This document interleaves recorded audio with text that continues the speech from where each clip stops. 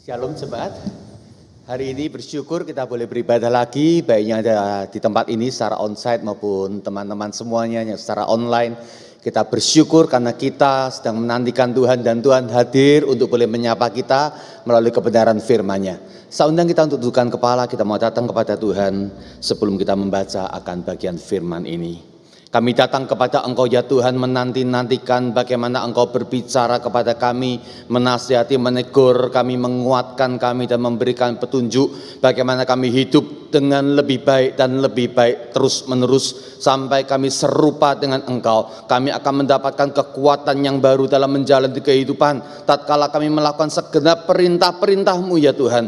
Maka hari ini kami antusias untuk mendengarkan firman-Mu dan percaya ketika firman itu diberitakan, Roh Kudus yang telah menginspirasikan Alkitab, Roh yang sama pulanya akan mencerahkan pikiran akal budi kami untuk boleh memahaminya dan memberikan kami kuasa untuk mempraktekkan setiap kebenaran firman itu di dalam kehidupan sehari-hari. Mohon berkat-Mu ya Bapa di dalam Yesus Kristus Tuhan kami. Amin. Bapak Ibu saudara-saudara pernah mendengar lagu tahun 70-an judulnya Damai Tapi Gersang? Pernah? Saudara-saudara, lagu ini memenangkan Outstanding Song Award di ajang World Pop Song Festival di Budokan Hall Tokyo, Jepang tahun 1977. Lagu ini menceritakan tentang bara yang tersimpan dalam kehidupan rumah tangga. Rumah tangga yang ada hanyalah sebatas sandiwara, kelihatan damai, tidak banyak percekcokan. Namun ternyata gersang, tidak ada kebahagiaan. Memang tak banyak pertengkaran, namun tak ada juga kasih sayang. Mereka berkhayal kapan kebahagiaan datang, namun kenyataannya berliku ganda. Dan sebentar kemudian dikatakan semuanya sirna. Saudara, tidak ada pertengkaran bukan berarti bahagia. Karena yang nampaknya kelihatan damai, kadang-kadang ada gersang di sana. Jadi hari ini kita akan belajar sesuatu berkenaan dengan relasi kita dengan sesama, relasi kita di tengah-tengah jemaat, dan juga relasi kita di tengah-tengah rumah tangga, supaya kita bisa menciptakan rumah tangga yang betul-betul bahagia. Bukan cuma damai dalam artian tidak ada pertengkaran, namun juga mengalami kebahagiaan yang sejati. Mari kita melihat bagian firman Tuhan yang telah diberikan kepada saya, Matius 5 ayat 21 sampai 26. Matius 5 ayat 21 sampai 26. Di bagian ini Tuhan Yesus menguraikan perintah ke-6 dari 10 perintah Allah yang diberikan Allah kepada Musa di Gunung Sinai. Namun Tuhan Yesus, sang pemberi perintah itu, ia membedah perintah itu dengan sangat teliti untuk boleh mengupas kulit-kulitnya dan menemukan isi atau esensi daripada perintah tersebut. Matius 5 ayat 21 sampai yang ke-26 akan saya bacakan, dikatakan demikian. Kamu telah mendengar yang difirmankan kepada nenek moyang kita, jangan membunuh. Siapa yang membunuh harus dihukum. Tetapi aku berkata kepadamu, setiap orang yang marah terhadap saudaranya harus dihukum. Kata dihukum pada ayat 22a dan 21 sama, menggunakan bahasa Yunani krisis, artinya membunuh atau marah, upahnya sama, dibawa kepada penghukuman.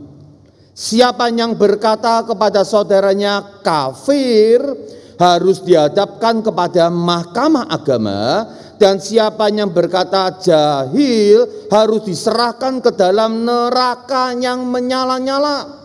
Sebab itu jika engkau mempersembahkan persembahan di atas mezbah dan engkau teringat akan sesuatu yang ada dalam hati saudaramu terhadap engkau, tinggalkanlah persembahanmu di depan mezbah itu dan pergilah berdamai dahulu, lalu kembali untuk mempersembahkan persembahanmu itu. Segeralah berdamai dengan lawanmu selama engkau bersama-sama dengan dia di tengah jalan, supaya lawanmu itu jangan menyerahkan engkau kepada hakim, dan hakim itu menyerahkan engkau kepada pembantunya, dan engkau dilemparkan ke dalam penjara. Aku berkata kepadamu, sesungguhnya engkau tidak akan keluar dari sana sebelum engkau membayar hutangmu sampai lunas. Saudara-saudara, 10 perintah Allah adalah sebagian firman Tuhan yang dijaga dengan baik oleh kaum Yahudi. Mereka sangat memperhatikan akan bagian ini, bahkan mereka menciptakan kota-kota perlindungan yang khusus supaya ketika persoalan pembunuhan ini berlangsung, misalnya pembunuhan yang tanpa sengaja, maka mereka punya sebuah tempat kediaman khusus supaya mereka tidak saudara-saudara mendapatkan penghukuman oleh karena tindakan yang dilakukannya tanpa sengaja. Jadi ini adalah perintah yang penting. Namun saudara-saudara, kalau Anda membaca 10 perintah Allah ini dengan teliti, Anda akan mendapatkan sebenarnya beberapa anomali. Sementara Keluaran 20 ayat 13 berkata jangan membunuh, Keluaran 21 memberikan minimal 3 perintah untuk membunuh. Keluaran 21 ayat 15, siapa yang memukul ayahnya atau ibunya pastilah ia dihukum mati. Seorang anak yang memukul orang tuanya pasti dihukum mati, jadi dibunuh. Siapa yang menculik seorang manusia, baik ia telah menjualnya, baik orang itu masih terdapat padanya, ia pasti dihukum mati. Zaman dulu saudara-saudara, kalau ada orang asing langsung ditangkap, entahkah dijual di pasar budak, entahkah dipakai sendiri, namanya menculik tetap. Dan orang itu dibunuh. Siapa yang mengutuki ayahnya atau ibunya, ia pasti dihukum mati. Jangankan pukul orang tua, kita kurang ajar pada orang tua juga pasti dihukum mati. Saya ulangi, pasti. Jadi ketika orang non-Kristen berkata bahwa orang Kristen atau Alkitab kita tidak memberikan perintah untuk menghormati orang tua, sebenarnya salah besar, karena Alkitab kita memberikan porsi yang sangat istimewa, bahkan keras buat seorang anak yang kurang ajar kepada anaknya. Musa sendiri sebenarnya adalah mantan seorang pembunuh, bukan? Sebelum ia berangkat ke Midian, ia sudah membunuh seorang Mesir dan kemudian ia berlari mengungsi ke Midian tersebut. Jadi rupanya perintah membunuh yang dimaksud di sini bukan sekedar masalah menghilangkan nyawa sesama. Ada sesuatu yang lebih esensi yang orang-orang Yahudi dan para ahli Taurat melupakannya.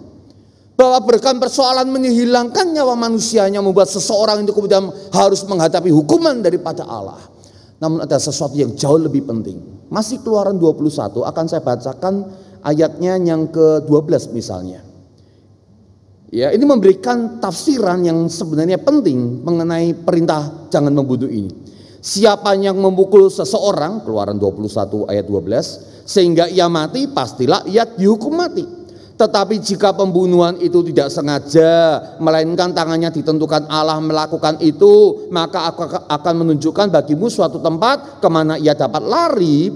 Tetapi apabila seseorang berlaku angkara terhadap sesamanya, hingga ia membunuhnya dengan tipu daya, maka engkau harus mengambil orang itu dari mezbahku, supaya ia mati dibunuh.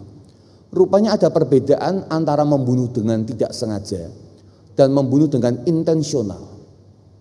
Dengan kemarahan, dikatakan dengan angkara, dikatakan dengan tipu daya, sebuah perencanaan dan siasat bagaimana orang itu akhirnya dihabisi nyawanya.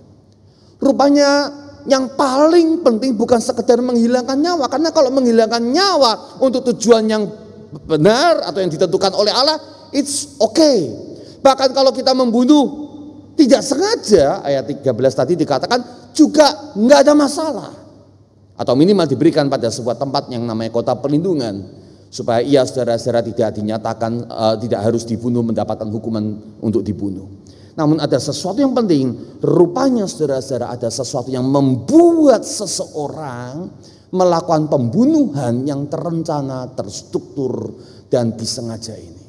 Itulah yang sedang dikupas oleh Tuhan Yesus. Karena itu pula lah yang selama ini dilupakan oleh para ahli Taurat dan orang Farisi. Sesuatu yang ada di dasar hati manusia yang kalau terus-menerus disiram dan dipupuk, terus-menerus diberikan kesempatan untuk bertumbuh, maka akhirnya akan muncul buah pembunuhan. Namanya adalah kebencian. Mari kita melihat 1 Yohanes pasal 3 ayat yang ke-14 untuk boleh membandingkan akan bagian ini. 1 Yohanes 3 ayat yang ke-14 dikatakan, kita tahu bahwa, ayat 14-15, kita tahu bahwa kita sudah berpindah dari dalam maut ke dalam hidup, yaitu karena kita mengasihi saudara kita.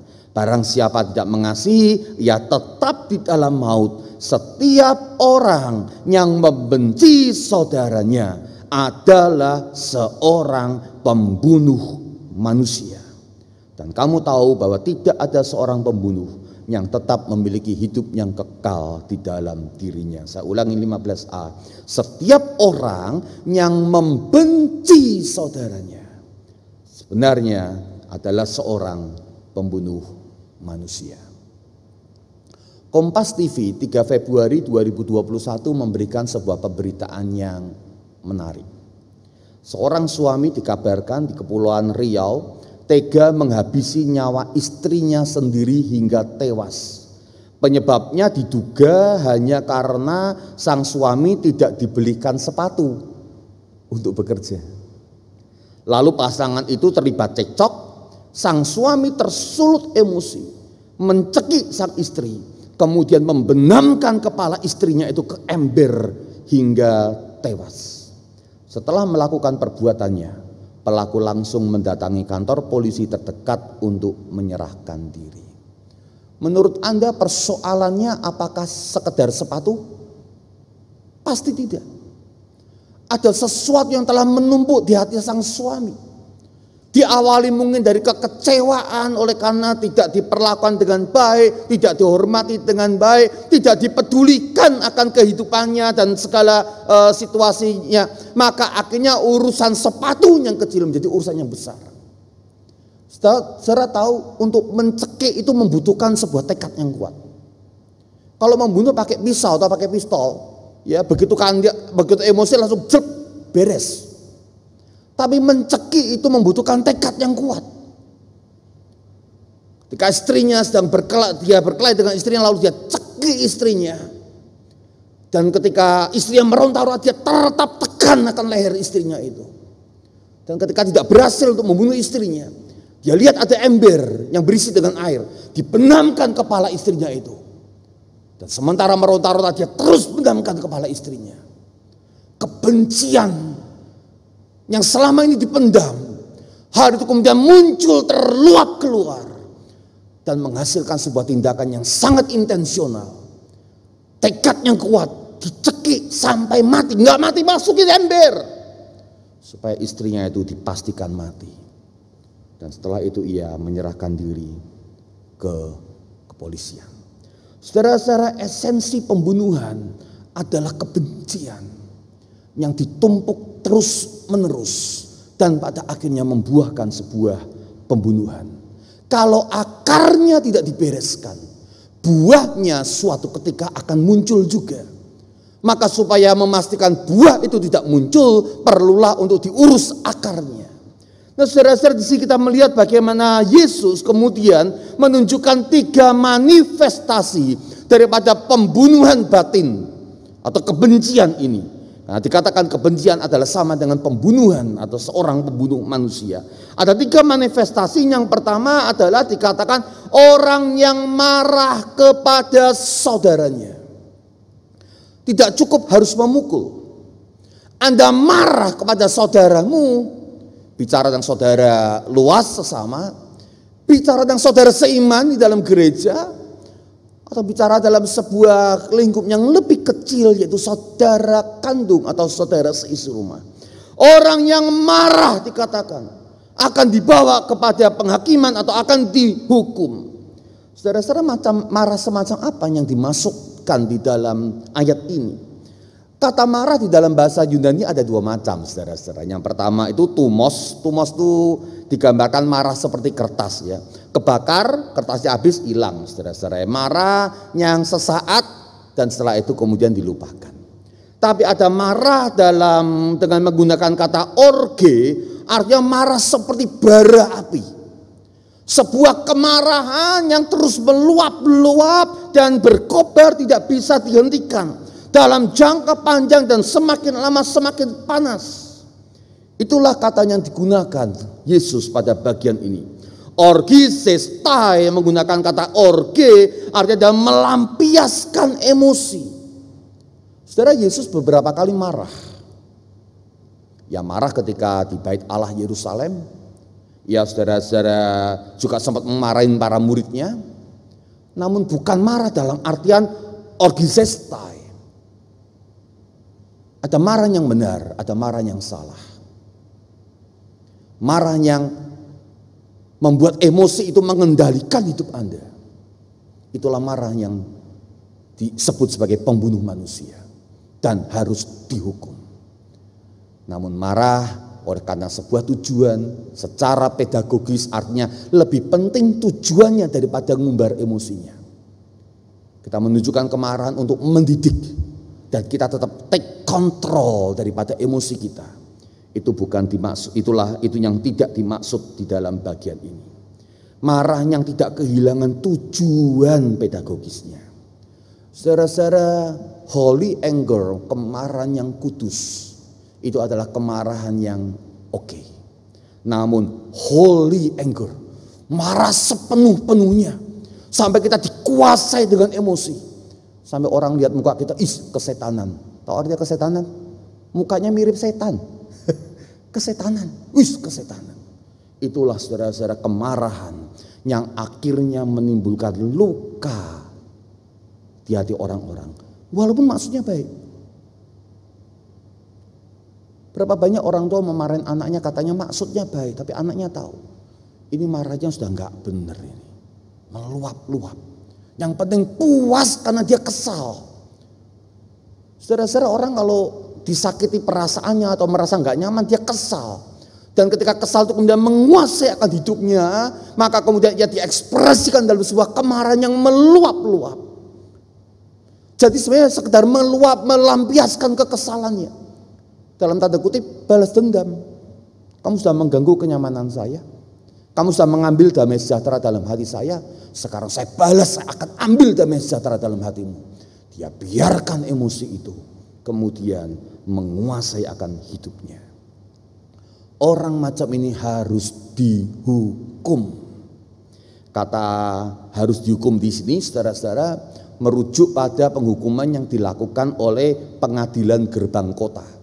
Jadi setiap kota besar ada para penatua yang ada di gerbang kota, dan para penatua di gerbang kota itu quorumnya 23 orang, maka orang yang melampiaskan amarah semacam ini dibawa ke gerbang kota, kata Yesus, untuk kemudian menerima akan hukumannya.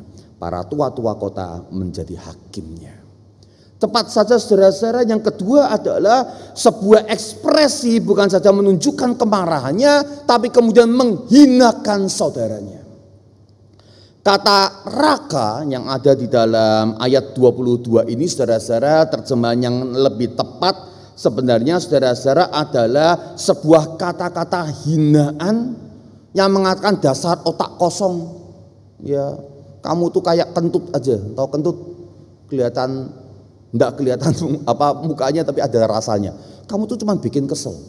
Dan kemudian saudara dihinakan dia. Ya, raka adalah sebuah kata melecehkan keberadaan diri seseorang. Saudara-saudara, dosa marah itu buruk, tapi menghina saudara itu lebih buruk lagi, saudara-saudara. Gambarannya semacam ini. Yang dimaksud raka ini, saudara-saudara, adalah sebuah pembunuhan secara verbal. Kalau Anda bertengkar dengan seseorang yang Anda betul-betul kesal, Anda tahu KDRT ada undang-undangnya dan hukumnya. Jadi Anda nggak pakai tangan Anda, nggak pakai alat dan senjata, Anda pakai mulut Anda. Dan mulut Anda itu sengaja Anda pakai dengan cara yang sangat terencana dan sangat intensional untuk menjadi seperti pedang yang menusuk hati akan orang kita marahin itu. Dan bukan hanya ditusuk, lalu diongkrek-ongkrek sampai orang itu terluka hatinya, berdarah-darah hatinya. Pernah Anda saudara-saudara mengalami ada seseorang memaki-maki Anda, diungkit semua kesalahan Anda, diungkit semua kegagalan Anda, dikata-katain hidup kita, dikata-katain bahkan sampai orang tua dan leluhur kita.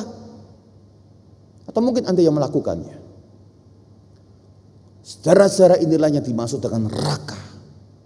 Sebuah pertengkaran yang tidak diselesaikan dengan baik, lalu kemudian dilakukan sebuah tindakan membalas dengan cara menusuk perasaan seseorang dan membiarkan dia berdarah bercucuran, dan kemudian kita tinggalkan dengan tenang, sementara orang itu mengalami luka hati yang parah.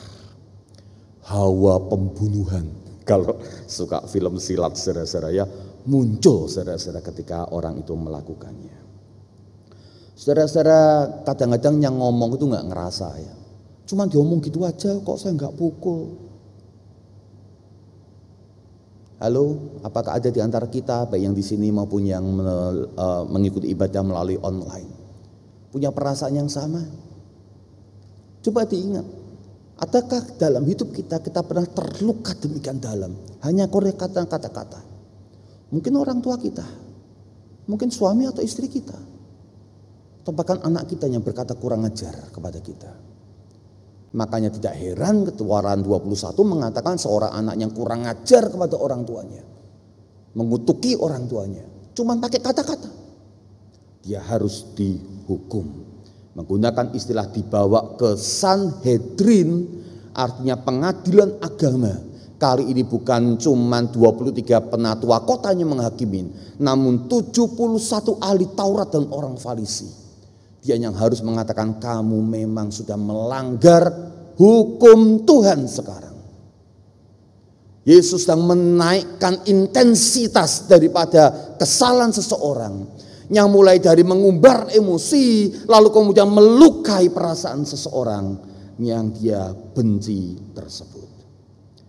Dan yang ketiga saudara-saudara, menggunakan kata moros. Moros itu bebal. Dan di dalam konteks Yahudi saudara-saudara, bebal itu seringkali dikaitkan dengan orang-orang yang tidak mengenal Tuhan, atau orang-orang yang kurang ajar sama Tuhan, orang-orang yang menentang Tuhan. Misalnya Mazmur 114 ayat yang pertama. Dan di budaya teosentris waktu itu, ketika seseorang dikatakan sebagai orang yang bebal, dalam artian seseorang yang tidak mengenal akan Tuhan, orang yang kurang ajar sama Tuhan, sebenarnya adalah sebuah bentuk karakter assassination, pembunuhan karakter. Sebenarnya itu adalah sebuah bentuk menjatuhkan reputasi dan nama baik orang itu, sehingga orang itu walaupun hidup tidak bisa hidup dengan baik. Dia akan dijauhi oleh lingkungannya. Ya. Kalau di saudara sepupu kita kan mereka punya istilah khusus ya. Kita juga punya istilah itu, tapi saya nggak ingin sampaikan di dalam siaran ini saudara-saudara. Dan mereka mengucapkan sebuah kata yang mengatakan kamu keluar dari lingkungan kami. Engkau nggak diterima di sini. Dan karena nggak diterima, kerja juga nggak bisa.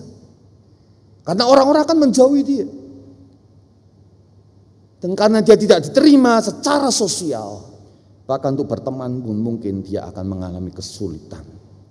Saudara-saudara, menjatuhkan nama baik adalah sebuah bentuk pembunuhan. Bahkan budaya hari ini pun mengatakan dengan istilah yang tepat, karakter assassination, pembunuhan karakter.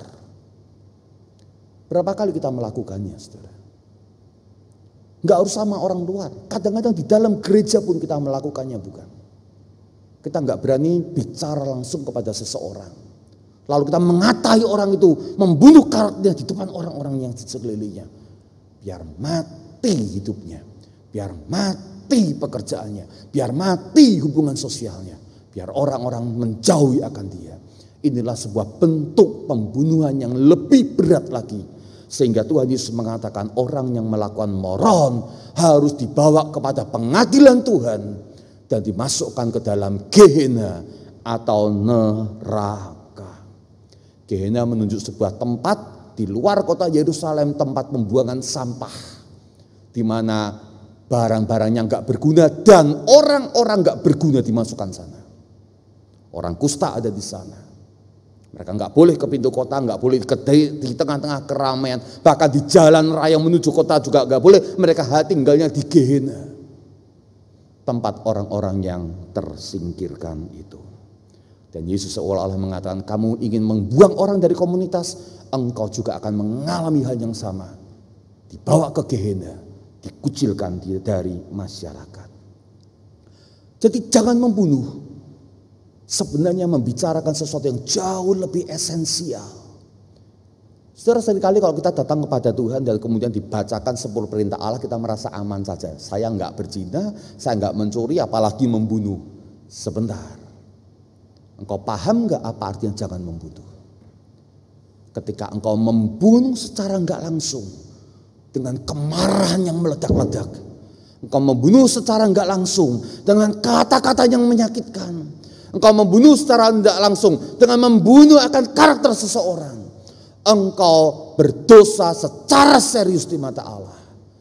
Sehingga di dalam doa pengakuan dosa setiap hari Minggu, selayaknya kita berkata, ya Tuhan, ampunilah saya. Saya seorang pembunuh manusia. Tuhan Yesus bukan saja memberikan pengertian yang lebih esensi tentang pembunuhan, namun dia juga memberikan jalan keluarnya. Bukan hanya menyampaikan perintah negatif dalam bentuk larangan, namun juga memberikan perintah positif apa yang harus dikerjakan kalau engkau punya persoalan dengan sesamamu.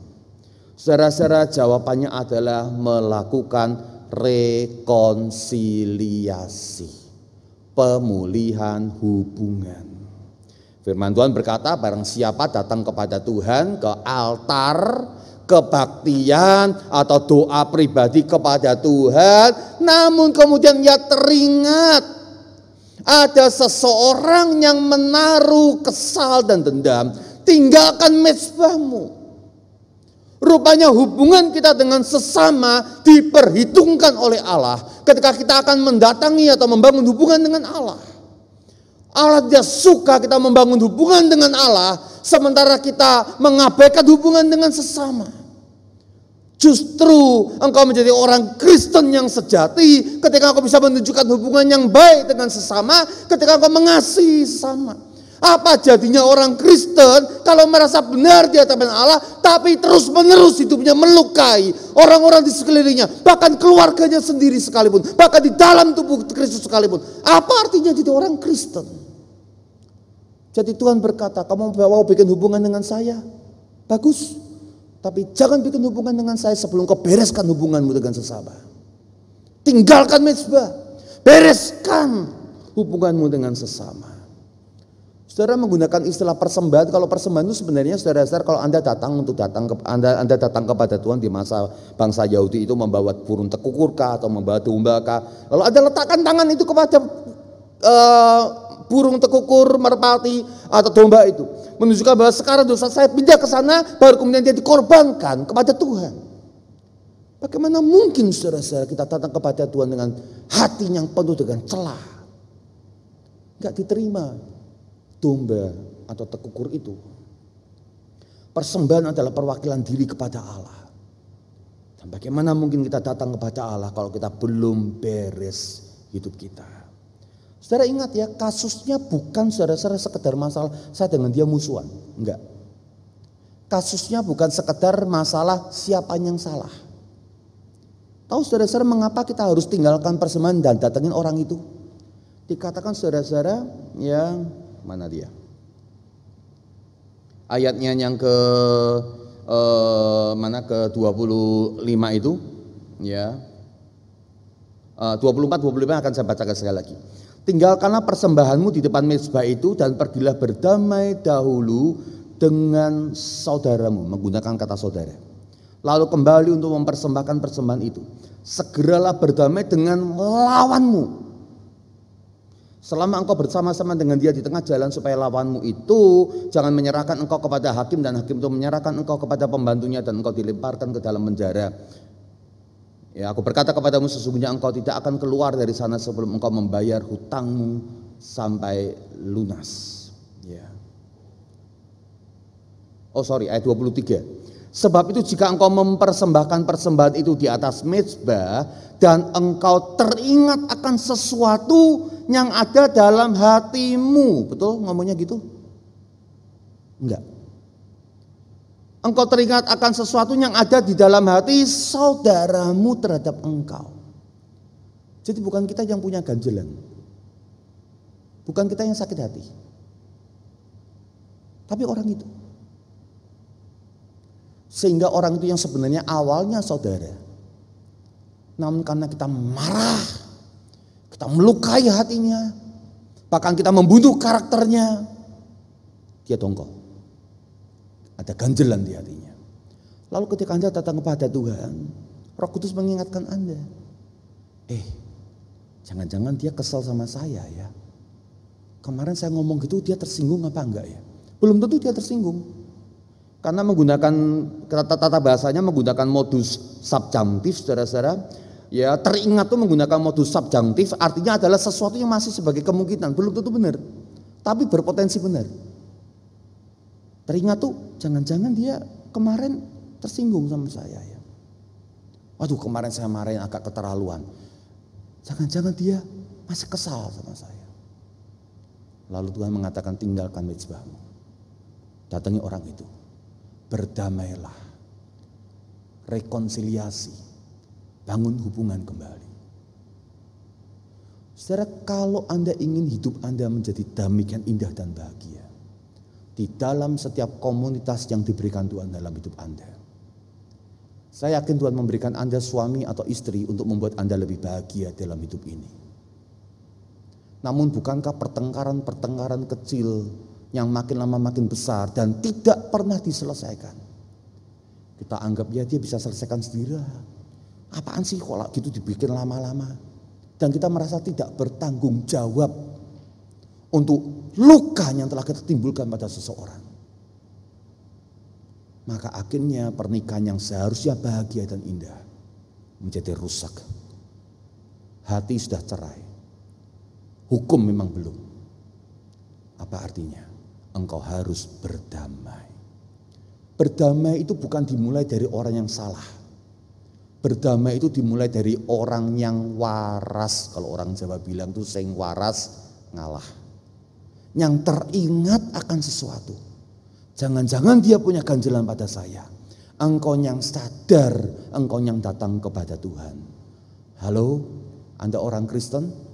Punya Roh Kudus dalam hatimu? Saya yakin Roh Kudus selalu menyuarakan sesuatu dalam hati kita ketika kita melakukan kesalahan. Cuman betapa sering kita mengeraskan hati dan kemudian tidak mau menghampiri akan saudara kita membangun sebuah penyelesaian. Firman Tuhan berkata, kalau kau tinggalkan dalam keadaan tetap jengkel, satu kali nanti sementara engkau berjalan bersama, di dalam rumah tangga berjalan bersama, sebagai orang tua anak berjalan bersama, di dalam pelayanan berjalan bersama, di dalam komunitas kerja berjalan bersama. Sementara kau berjalan bersama, dia akan bawa kamu kepada pengadilan. Entahkah pengadilan kota. Pengadilan kota agak mirip gosip, saudara-saudara. Entahkah pengadilan agama, atau bahkan dibawa kepada pengadilan Tuhan. Karena dia menganggap engkau berhutang sama saya. Ini hutang emosi. Engkau sudah mengambil emosi baik saya. Engkau hutang sama saya. Dan dia akan balas sampai hutang emosinya itu lunas terbayar. Jadi sebelum sesama kita emosinya menjadi rusak dan menganggap engkau berhutang, bereskan. Saudara, 10 hari kita masuk pada masa 10 hari menjelang Pentakosta, bukan? Jadi saya ingin tutup khotbah ini dengan membaca Efesus 4 ayat yang ke-26, 30 sampai 32 untuk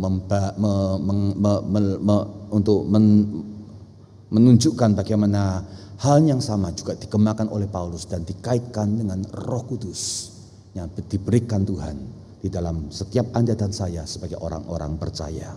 Efesus 4 ayat yang ke-26 kemudian 30 sampai 32 dikatakan, apabila kamu menjadi marah, janganlah kamu berbuat dosa, janganlah matahari terbenam sebelum padam amarahmu, 30. Dan janganlah kamu mendukakan Roh Kudus Allah yang telah memeteraikan kamu menjelang hari penyelamatan. Segala kepahitan, kegeraman, kemarahan, pertikaian, dan fitnah hendaklah dibuang dari antara kamu, demikian pula segala kejahatan.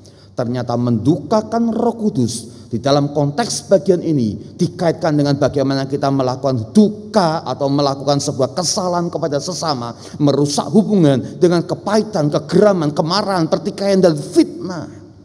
Tetapi hendaklah kamu ramah seorang terhadap yang lain, penuh kasih mesra dan saling mengampuni, sebagaimana Allah di dalam Kristus telah mengampuni kamu. Saya berdoa supaya Roh Kudus yang ada dalam hati kita menggedor hati kita cukup keras, supaya menggerakkan kita untuk mendatangi orang-orang yang telah kita lukai. Bukan masalah siapa yang benar atau yang salah, tapi siapa yang sadar duluan, dialah yang harus melakukan tindakan rekonsiliasi. Mari kita datang kepada Tuhan di dalam doa.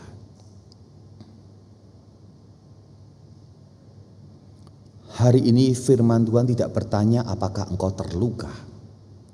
Firman Tuhan bertanya, apakah engkau sudah pernah melukai hati sesamamu? Engkau pembunuh manusia.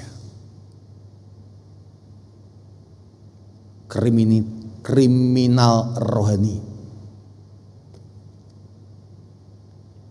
Maukah engkau berkata dengan lembut, ya Roh Kudus, ingatkan orang-orang yang sering kali saya lukai, dan berikan saya kuasa-Mu Tuhan untuk berani datang menghampiri dia dan membereskan persoalan itu. Aku datang kepada Engkau membawa akan hidup kami ini Tuhan, manusia baru yang telah memiliki natur baru, ciptaan baru, kecenderungan hati yang baru. Ada mata air kasih dalam hati kami. Dan ada Roh Kudus yang memberikan kami kuasa untuk melakukan setiap perintah-Mu. Namun celakalah kami, karena kami Tuhan seringkali mengeraskan hati. Kami tidak mau berdamai dengan orang-orang yang pernah kami sakiti. Kami menyimpan amarah, kebencian, dan kebencian kami munculkan dalam tindakan-tindakan yang nyata. Maka ya Tuhan, untuk orang-orang yang Engkau ingatkan saat ini, muncul di hati kami, muncul di pikiran kami, pernah kami lukai atau bahkan baru saja kami lukai, berikan kami keberanian untuk mendatangi mereka dan berkata, maafkan saya.